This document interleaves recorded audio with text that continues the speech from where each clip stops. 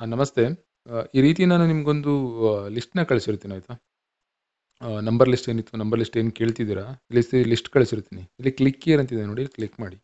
Click ಮಾಡಿದ ನಂತರ mobile number total ಏನು ಮತ್ತು ಒಂದಷ್ಟು ಆಪ್ಷನ್ ಕೊಟ್ಟಿದ್ದೀವಿ. ಇಲ್ಲಿ ನಿಮಗೆ ಸೆಲೆಕ್ಟ್ ಮಾಡೋಕೆ ಆಪ್ಷನ್ ಇದೆ. ಆ ನಂಬರ್ ಮೇಲೆ ನೀವು ಟಚ್ ಮಾಡಿದ್ರೆ ಕೆಳಗಡೆ ಸೆಂಡ್ ಅನ್ನೋದು ಆಪ್ಷನ್ ಬರುತ್ತೆ ಇಲ್ಲಿ.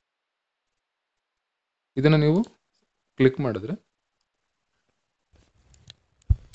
ಒಂದು ಸೆಕೆಂಡ್. ಓಕೆ. ನೋಡಿ ಈ ರೀತಿ ಆ ಒಂದು ನಂಬರ್ ಟೋಟಲ್ 50 ಏನಿತ್ತು ಮತ್ತು ಆ ಒಳಗಡೆ ನಂಬರ್ಸ್ ಏನಿತ್ತು ಅದರದ್ದು ಸ್ವಲ್ಪ ಡೀಟೇಲ್ ಆಗಿದೆ. ಡೈಲಿ ಇದು ಚೇಂಜ್ ಮಾಡ್ತಾ ಇರ್ತೀವಿ. ಒಂದಷ್ಟು ಡೀಟೇಲ್ ಆಗಿ ಫಸ್ಟ್ ಏನಾಗ್ತಿತ್ತು 2-3 ಲೈನ್ ಇರ್ತಿತ್ತು. ಸ್ವಲ್ಪ ಜಾಸ್ತಿ ಆಗಿದೆ ಈಗ. ಇದು ಸ್ವಲ್ಪ ಇಂಪ್ರೂವ್ ಮಾಡ್ತಾ ಇದ್ದೀವಿ. ಚೇಂಜಸ್ ಮಾಡಿ ಯಾವ ಒಂದು ಡೇಟ್ ಆಫ್ ಬರ್ತ್‌ಗೆ ನೋಡಿ ಈಗ ಲೋ ಶುಗರ್ ಡೆಲ್ಲಿ ಮಲ್ಟಿಪಲ್ ಅನ್ನಿತ್ತು ಅಂದರೆ ಈ ನಂಬರ್ ಯೂಸ್ ಮಾಡಬೇಡಿ ಕೊನೆಯಲ್ಲಿ ಅದು ಇದೆಲ್ಲನೂ ಕೂಡ ಇನ್ಫಾರ್ಮ್ ಮಾಡಿದ್ದೀವಿ ಈಗ ನಾವು. ಆಯಿತಾ?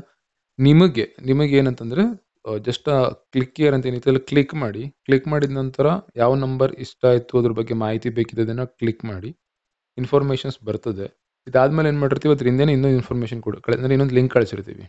ಆ ಫೀಸ್ ಡೀಟೇಲ್ಸ್ಗಳೇನು ಕೇಳ್ತೀರಿ ಅದು, ಪರ್ಚೇಸ್ ಯಾವ ರೀತಿ, ಪರ್ಚೇಸ್ ಪ್ರೊಸೀಜರ್ ಏನು ಅದು. ಅದಾದಮೇಲೆ ನಿಮ್ಮ ಚಾರ್ಟ್‌ನ ಯಾವ ರೀತಿ ರೆಡಿ ಮಾಡಿ ಕಳಿಸ್ಬೇಕು ಅಂತ. ಒಂದು ಲಿಂಕ್ ಕೊಟ್ಟಿದ್ದೀನಿ. ಡೇಟ್ ಆಫ್ ಬರ್ತ್ ಹಾಕಿ ಒಂದು ಚಾರ್ಟ್ ಬರುತ್ತೆ. ಚಾರ್ಟ್‌ನ ಸ್ಕ್ರೀನ್‌ಶಾಟ್ ತೆಗೆದು ನನಗೆ ಇದೇ ಚಾರ್ಟಲ್ಲಿ ಇದೇ ನಿಮ್ಮ ನಂಬರ್ ಆಗಿತ್ತು ಅಂದರೆ ಈ ಒಂದು ನಂಬರ್ ಕೆಳಗಡೆ ಏನು ಮಾಡ್ತೀರಾ, ನಿಮ್ಮ ಚಾರ್ಟ್ ಕಳಿಸ್ತೀರಾ. ಅದಾದಮೇಲೆ ಮೆಸೇಜ್ ಮಾಡಿ. ಈ ನಂಬರ್ ನನಗೆ ಸೆಟ್ ಆಗುತ್ತಾ ಅಥವಾ ಈ ನಂಬರ್ ಇಷ್ಟ ಆಯಿತಾ ಏನು ಇತ್ತಾ ಅಂತ. ಫಸ್ಟ್ ಇಲ್ಲಿರೋ ಕಂಡೀಷನ್ಸ್ ಎಲ್ಲ ಓದಿ ಇದ್ರದ್ದೆಲ್ಲ ರಿಪೋರ್ಟನ್ನು ಓದಿ ಯಾವ ನಂಬರ್ ಇಷ್ಟ ಆಯಿತು ಅದನ್ನು ಯೂಸ್ ಮಾಡಿ. ಈಗ ನಾವು ಒಂದು ಸ್ಯಾಂಪಲ್ ಥರ ಟ್ರೈ ಮಾಡಿದ್ವಿ. 2-3 ನಂಬರ್ಸ್ ಅಷ್ಟಕ್ಕಷ್ಟಲ್ಲ, ಅಷ್ಟೊಂದು ಚೆನ್ನಾಗಿಲ್ಲ. ಬಟ್ ಮುಂದೆ ಯಾವ್ದಾದ್ರು ಚೆನ್ನಾಗಿರೋ ನಂಬರ್ಸ್ ಬಂತು, ನಾವು ನಿಮ್ಗೆ ಇನ್ಫಾರ್ಮ್ ಮಾಡಿದ್ವಿ. ಅದನ್ನು ನೀವು ನಮಗೆ ಕಾಂಟ್ಯಾಕ್ಟ್ ಮಾಡಿಬಿಟ್ಟು ಚೆಕ್ ಮಾಡ್ಕೋಬಹುದು. ನಾನು ಡೇಟ್ ಆಫ್ ಬರ್ತ್ಗೆ ಮ್ಯಾಚ್ ಮಾಡೋಕ್ಕೆ ಟ್ರೈ ಮಾಡ್ತೀನಿ. ನಂಬರ್ ಚೆನ್ನಾಗಿದೆಯಾ ಅಂತ ನೋಡೋಕೆ ಹೋಗಲ್ಲ. ಆಯಿತಾ?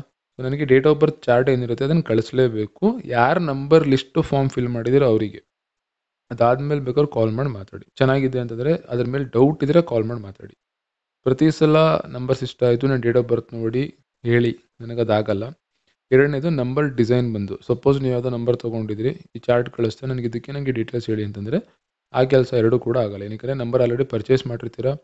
ನಂಬರ್ ಚಾರ್ಟ್ ಬರೀಬೇಕು, ನಿಮ್ಮ ಡೇಟ್ ಆಫ್ ಬರ್ತ್ ಚಾರ್ಟಿಗೆ ಮ್ಯಾಚ್ ಮಾಡಬೇಕು. ಎರಡಕ್ಕೂ ಸರಿ ಹೋಗುತ್ತೆ ಸರಿ ಹೋಗಲ್ವ ನೋಡಬೇಕು. ಕನ್ಸಲ್ಟೇಷನ್ ಥರನೇ ಆಗುತ್ತದು. ನೀವೇನು ಮಾಡ್ತಿದ್ದೀರಾ, ಕೆಲಸ ಏನು, ಯಾವ ರೀತಿ, ಯಾವುದೋ ಒಂದು ಉದ್ದೇಶಕ್ಕೆ ಉಪಯೋಗಿಸ್ತಿದ್ದೀರಾ, ಯಾವ್ಯಾವ ನಂಬರ್ಸ್ಗಳು ಸೆಲೆಕ್ಟ್ ಮಾಡಿದ್ದೀರಾ, ಈ ನಂಬರ್ಸ್ ನಿಮ್ಗೆ ಉಪಯೋಗ ಆಗುತ್ತಾ ಇಲ್ವಾ, ಎಲ್ಲನೂ ಕೂಡ ಕನ್ಸಲ್ಟೇಷನ್ ಥರನೇ ಆಗುತ್ತೆ. ಈ ನಂಬರ್ ಏನಿರುತ್ತೆ ನಂಬರ್ ಆಲ್ರೆಡಿ ರಿಪೋರ್ಟ್ ಕೊಟ್ಟಿರ್ತೀವಿ. ನಂಬರ್ ಐಡಿಯಾ ಇರುತ್ತೆ ನಾವು ಯಾವ ನಂಬರ್ ಅಪ್ಲೋಡ್ ಮಾಡ್ತಿದ್ದೀವಿ ಅಂತ. ಸೊ ಆ ನಂಬರ್ ಏನೊಂದು ಕ್ವಾಲಿಟಿ ಇದೆ, ಅದರ ಗುಣ ಏನಿದೆ ಅದು ನಿಮಗೆ ಮ್ಯಾಚ್ ಆಗುತ್ತಾ ಅಂತ ನಾನು ಹೇಳೋಕ್ಕೆ ಈಸಿ ಆಗುತ್ತೆ. ಹೊಸ ನಂಬರ್ಗಳನ್ನ ಕ್ರಾಸ್ ಚೆಕ್ ಮಾಡೋಕ್ಕೆ ಅಂತ ನನಗೆ ಕೇಳಿದಾಗ ಅವ್ರು ಕೊಟ್ಟರು ಇವ್ರು ಕೊಟ್ಟರು ಅಥವಾ ನಾನು ನಂಬರ್ ಸೆಲೆಕ್ಟ್ ಮಾಡಿದೆ, ನಂಬರ್ನ ಯೂಸ್ ಮಾಡಿದೆ, ನಾನೇ ಹುಡುಕ್ತೆ ನಂಬರ್ ಅಂದಾಗ ಆ ನಂಬರ್ದೇ ಆದ ಗುಣ ಇರುತ್ತೆ. ಅದು ನಿಮಗೆ ಸರಿ ಹೋಗುತ್ತೆ ತಪ್ಪು ನನಗೋದು ಗೊತ್ತಿಲ್ಲ. ಅದನ್ನು ಚೆಕ್ ಮಾಡಲೇಬೇಕು. ಅದನ್ನು ನಾನು ಅಪಾಯಿಂಟ್ಮೆಂಟ್ ಥ್ರೂನೇ ಮಾತಾಡಿ ಅಂತ ಹೇಳ್ತೀನಿ, ಪರ್ಸನಲಾಗಿ ಮಾತಾಡಲ್ಲ. ಈ ನಂಬರ್ದು ಏನು ಲಿಸ್ಟ್ ಕೊಡ್ತಾ ಇದ್ದೀನಿ, ಇದರಲ್ಲಿ ನಿಮ್ಗೇನಾದ್ರು ಇಷ್ಟ ಆಯಿತು ಏನಾರು ಆಯಿತು ಅಂದರೆ ಈ ನಂಬರ್ನ ಯೂಸ್ ಮಾಡಬಹುದಾ, ಇದು ಕೂಡ ಸೇಮ್ ಪ್ರೊಸೀಜರೇ. ಬಟ್ ಇದರ ಇಂಟೆನ್ಷನ್ ಏನಂತಂದರೆ ನಂಬರ್ ಆಲ್ರೆಡಿ ಚೆಕ್ ಮಾಡಿದ್ದೀನಿ, 1 ಅಥವಾ 2 ನಂಬರ್ ಮಾತ್ರ ಕಳಿಸ್ತೀವಿ.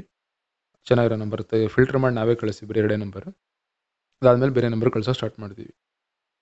ತುಂಬ ಜನ ರಿಪ್ಲೈ ಮಾಡಿದಾಗ ಒಂದು 10 ಜನದಲ್ಲಿ ಒಂದು 4 ಜನ ನಂಗೆ ರಿಪ್ಲೈ ಮಾಡಿದ್ರು ಕೂಡ ಏನಾಗ್ತದೆ, ಅಷ್ಟು ಜನಕ್ಕೆ ಪುನಃ ಸೇಮ್ ಪ್ರೊಸೀಜರ್ನ ನಾನು ರಿಪೀಟ್ ಮಾಡಬೇಕು. ಸೊ ಹಾಗಾಗಿ ನನಗೆ ಟೈಮ್ ತೊಗೊಳುತ್ತೆ. ಇದನ್ನು ಸ್ವಲ್ಪ ಇದು ಮಾಡಿ ಯೋಚನೆ ಮಾಡಿಕೊಂಡು ಕೇಳಿ. ನಂಬರ್ ಡಿಸೈನ್ ಕಂಪಲ್ಸರಿ ಮಾಡಿಸಿ, ನಂಬರ್ ಡಿಸೈನಿಗೆ ನಿಮಗೆ ಮ್ಯಾಚ್ ಆಗುತ್ತಾ ನೋಡಿ, ಈ ಥರ ಎಲ್ಲ ನಾವು ಮಾಡಬಹುದು. ಡಬಲ್ ಕೆಲಸ, ಅದು ನನಗೆ ಇಂಟ್ರೆಸ್ಟ್ ಇಲ್ಲ. ನಂಬರ್ ಇರುತ್ತೆ, ಚಾರ್ಟ್ ಕಳಿಸಿ, ಚಾರ್ಟ್ ಚೆಕ್ ಮಾಡ್ತೀನಿ, ಮ್ಯಾಚ್ ಆಯಿತು ಅಂದರೆ ನಂಬರ್ ಯೂಸ್ ಮಾಡಿ. ಚೆನ್ನಾಗಿದೆ ಚೆನ್ನಾಗಿಲ್ಲ ನಾನು ಹೇಳ್ತೀನಿ. ಸುಮಾರು ಸಲ ನಂಬರ್ನ ಕ್ಯಾನ್ಸಲ್ ಮಾಡಿದ್ದೀನಿ, ನಂಬರ್ ಯೂಸ್ ಮಾಡಬೇಡಿ ಅಂತ. ಇದು ಸೇಮ್ ಪ್ರೊಸೀಜರ್. ಇಷ್ಟ ಆಯಿತು ಅಂತಂದ್ರೂ ಕೂಡ ನಂಬರ್ ನಿಮ್ಮ ಡೇಟ್ ಆಫ್ ಬರ್ತ್ಗೆ ಅವಶ್ಯಕತೆ ಇಲ್ಲ ಅಂದರೆ ಬೇಡ. ಹುಟ್ಟಬೇಕಾದ್ರೆ ಕೆಲವು ಯೋಗಗಳಿರುತ್ತೆ, ನಮ್ಮದೇ ಲಾಭಗಳಿರುತ್ತೆ. ನಂಬರ್ಸಿಂದ ಅಷ್ಟೇ ಕೆಲವು ಲಾಭಗಳಿರುತ್ತೆ. ಆಲ್ರೆಡಿ ಇರೋದನ್ನೇ ನೀವು ಯೂಸ್ ಮಾಡೋಕ್ಕೆ ಹೋಗಬೇಡಿ. ಏನೋ ನಿಮಗೆ ಸಿಗ್ತಿಲ್ಲ, ಅದು ಸಿಗಬಾರ್ದು ಅಂತ ಇರುತ್ತೆ ಅಥವಾ ಸಿಗೋದಿಲ್ಲ ಅಂತಲೇ ಇರುತ್ತೆ. ಅದು ನಾವು ಅದನ್ನು ಪಡ್ಕೊ ಬಂದಿರ್ತೀವಿ. ಅದನ್ನೇನೋ ಪ್ರಯತ್ನ ಮಾಡ್ತೀರಾ ಮೊಬೈಲ್ ನಂಬರಿಂದ, ಅದು ನಿಮಗೆ ಲಾಭ ತಂದು ಕೊಡುತ್ತಾ ಇಲ್ವಾ ಅದನ್ನು ನೋಡಬೇಕು. ಮೊಬೈಲ್ ನಂಬರ್ ಏನು ಸೆಲೆಕ್ಟ್ ಮಾಡಿದ್ದೀರಾ ಅದು ಅದರದ್ದು ಒಂದು ಗುಣ ಇರುತ್ತೆ, ಅದರಿಂದ ನಿಮ್ಗೆ ಒಳ್ಳೇದಾಗ್ತದೆ ಅಥವಾ ಅದರಿಂದ ಎಡವಟ್ಟು ಮಾಡ್ಕೋತೀರಾ ಅದು ಕೂಡ ನೋಡಬೇಕು. ಎಲ್ಲ ಕೂಡ ಬರೀ ಒಳ್ಳೇದಲ್ಲ. ಬರೀ ನಾವೇನೋ ಒಂದು ಟೋಟಲ್ ಚೆಕ್ ಮಾಡಿದ್ವಿ, ಒಳ್ಳೆ ಕಾಂಬಿನೇಷನ್ ಯೂಸ್ ಮಾಡಿದ್ವಿ ಅಂದರೆ ಅಷ್ಟರಲ್ಲೇ ನಿಮಗೆ ಲಾಭ ಬಂದುಬಿಡುತ್ತೆ ಅಂತಲ್ಲ. ಏನಕ್ಕೆ ಒಂದು 5 ದಿನ ಆದಮೇಲೆ ಇನ್ನೊಂದು ನಂಬರ್ ಸಿಗುತ್ತೆ, 10 ದಿನ ಆದಮೇಲೆ ಇನ್ನೊಂದು ನಂಬರ್ ಸಿಗುತ್ತೆ. ನಂಬರ್ ಶೇರ್ ಮಾಡ್ತಾ ಇರ್ತೀವಿ, ಅದ್ರ ಮೇಲೂ ಆಸೆ ಆಗುತ್ತೆ, ಇದ್ರ ಮೇಲೂ ಆಸೆ ಆಗುತ್ತೆ. ನೀವು ಉಪಯೋಗಿಸಲು ಸರಿನಾ ತಪ್ಪು ಅಂತ ಹೆಂಗೆ ಗೊತ್ತಾಗುತ್ತೆ? ಯಾವಾಗಲೂ ಅಷ್ಟೇ, ಹುಟ್ಟಿದ ದಿನಾಂಕದ ಒಂದು ತೂಕ ಏನಿರುತ್ತೆ ಅದನ್ನು ನೋಡಿಕೊಂಡು ನಾವು ನಂಬರ್ ಚೂಸ್ ಮಾಡಬೇಕು. ಇದಕ್ಕೆ ನನಗೆ ಚಾರ್ಟ್ ಅನಾಲಿಸಿಸ್ ಅವಶ್ಯಕತೆ ಇರುತ್ತೆ. ಸೊ 1 ನಂಬರ್ 2 ನಂಬರ್ ಗೊತ್ತಿರೋ ನಂಬರ್ ಬಗ್ಗೆ ನನಗೆ ಕ್ವಾಲಿಟಿ ಗೊತ್ತು, ಯಾವ ವ್ಯಕ್ತಿ ಕಳಿಸಿರೋ ಚಾರ್ಟ್ ಅನಾಲಿಸಿಸ್ ಒಂದು 2 ನಿಮಿಷ ಚೆಕ್ ಮಾಡ್ತೀನಿ, ಎಸ್ ಆರ್ ನೋ ಹೇಳ್ತೀನಿ. ಹೊಸ ನಂಬರ್ಸ್ಗಳು ಕಷ್ಟ ಇದೆ. ಸೊ ನೀವು ಹೊಸ ನಂಬರ್ ಸೆಲೆಕ್ಟ್ ಮಾಡಿದ್ದೀನಿ ಇದನ್ನು ನೋಡಿ ಅಂತಂದರೆ ಅದು ಕಷ್ಟ ಇದೆ, ಅದನ್ನು ನನಗೆ ಕೇಳಬೇಡಿ. ಇದೇನಿದೆ ಇದನ್ನು ಫಾಲೋ ಮಾಡಿ. ಇದು ಆಗ್ತಿದ್ದಂಗೆ ಏನು ಮಾಡಿರ್ತೀವಿ, ಹಿಂದೆಯಿಂದ ಆ ಒಂದು ವೆಬ್ಸೈಟ್ ಲಿಂಕ್ನ ಕಳಿಸಿರ್ತೀವಿ, ಮತ್ತು ಪ್ರೊಸೀಜರ್ ಹೇಳಿರ್ತೀವಿ ಯಾವ ರೀತಿ ನಂಬರ್ ಚೂಸ್ ಮಾಡಬೇಕೇನು ಅಂತ. ಎರಡನ್ನೂ ಫಾಲೋ ಮಾಡಿ. ಆ್ಯಂಡ್ ನಂಬರ್ ಸೇಲ್ ಮಾಡೋ ಒಂದು ಇಂಟೆನ್ಷನ್ ಇದನ್ನು ಹೇಳ್ತಿಲ್ಲ, ಸೇಲ್ ಪಿಚ್ ಎಲ್ಲ ಇದು. ನಂಬರ್ ಕೇಳ್ತಾ ಇದ್ದೀರಾ, ಕೇಳೋ ವ್ಯಕ್ತಿಗಳು ನಂಬರ್ ಕೊಡ್ತಿದ್ದೀವಿ, ಫಸ್ಟ್ ಇನ್ಫಾರ್ಮ್ ಮಾಡ್ತೀವಿ ಈ ನಂಬರ್ ಗುಣಗಳೇನು, ಕ್ವಾಲಿಟೀಸ್ ಏನು ಅಂತ. ನೀವು ಚೂಸ್ ಮಾಡಿ. ಅದಾದಮೇಲೆ ಅದು ಸರಿ ಹೋಗುತ್ತೋ ಇಲ್ವೋ ಅಂತ ನಾನು ಫೈನಲ್ ಮಾಡಿ ನಿಮಗೆ ಹೇಳ್ತೀನಿ, ಬೇಕು ಬೇಡ, ಆಯಿತಾ. ಈ ರೀತಿ ಮಾಡೋದಕ್ಕೋಸ್ಕರ ಇದನ್ನು ಉಪಯೋಗಿಸ್ತಾ ಇದ್ದೀವಿ. ಸೊ ಎಷ್ಟೊಂದು ಜನಕ್ಕೆ ಇದು ಗೊತ್ತಾಗ್ತಿಲ್ಲ, ಇದು ಯಾವ ರೀತಿ ಉಪಯೋಗಿಸ್ಬೇಕು ಅಂತ. ಈ ಪ್ರೊಸೀಜರ್ಗಳನ್ನ ಫಾಲೋ ಮಾಡಿ.